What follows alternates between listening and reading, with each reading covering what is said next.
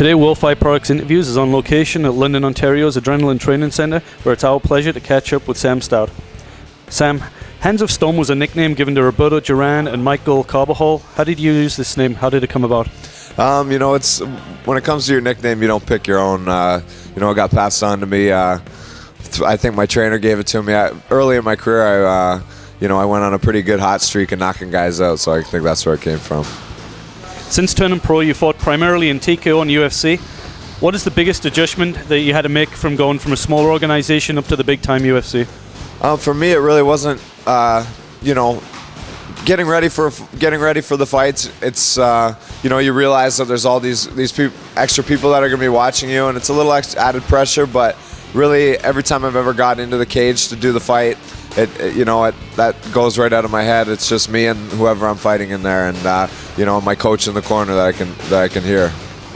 How was your experience on the Ultimate Fighter series? Well, on the Ultimate Fighter, you mean the TV show? Well, the only experience I had with the TV show was the finale of season 3, and I fought Kenny Florian, which wasn't my best performance, but it was a good learning experience for me, and I took a lot away from that, from that loss. I learned a lot. Your last fight on Canadian soil, so you drop a split decision to Rich Clemente. Give us your thoughts on the bout, because a lot of people we spoke to thought that you won that fight.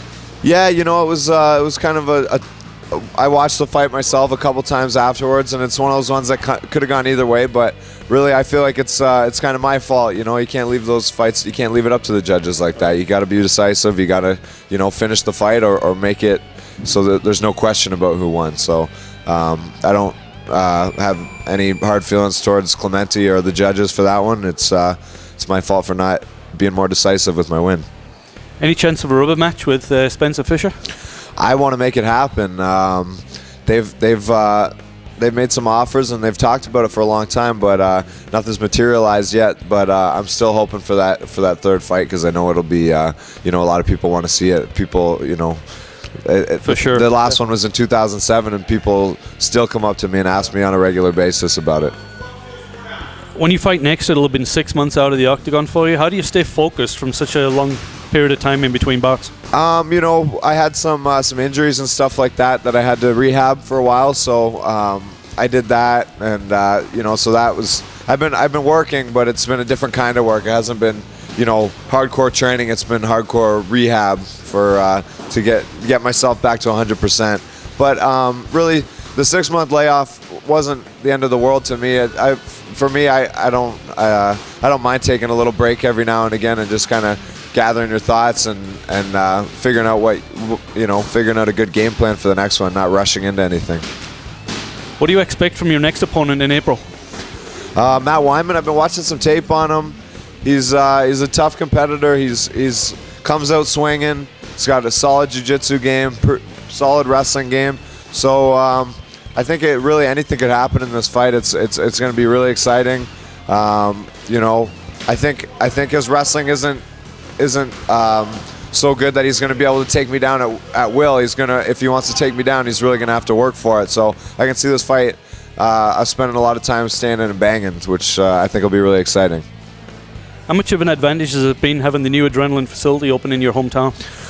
It's great. Having we've all these years training in London, we've been kind of just working out in a little hole in the wall gym, and now we have this world-class facility to work out in. It's great, and all these great people are coming to help. Fitz Vanderpool, Rowan Cunningham, Scott Proctor from the Western Wrestling team is one of the coaches from the Western team, has been here coaching our guys. It's really attracting a lot of great people to work with, so it's taken all of us to another level. What programs are offered at Adrenaline?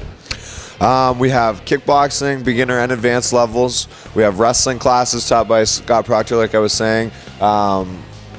We have boxing classes. We have jiu-jitsu classes taught by Rowan Cunningham. We have, we really have everything. We have women's kickboxing now. We have the strength and conditioning classes where we're just, you're just, doing plyometrics and flipping tractor tires and strength training and stuff like that. It's really, we have everything under one roof. So it's, it's pretty exciting to be a part of. What's your view on the government's current stance on MMA in Ontario?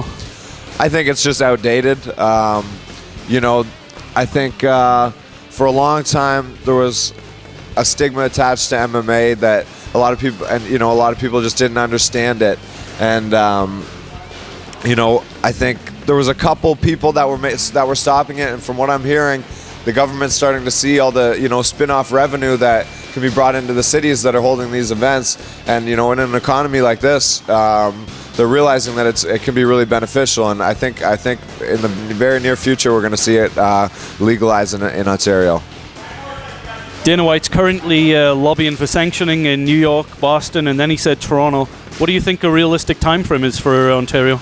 I'm hoping within the year. You know, I got a little bit invested in it, so you know I'm optimistic that they'll bring one to Toronto, because I'm hoping I can get on one of the cards. So I would think it'll happen within the year, but I'm keeping my fingers crossed.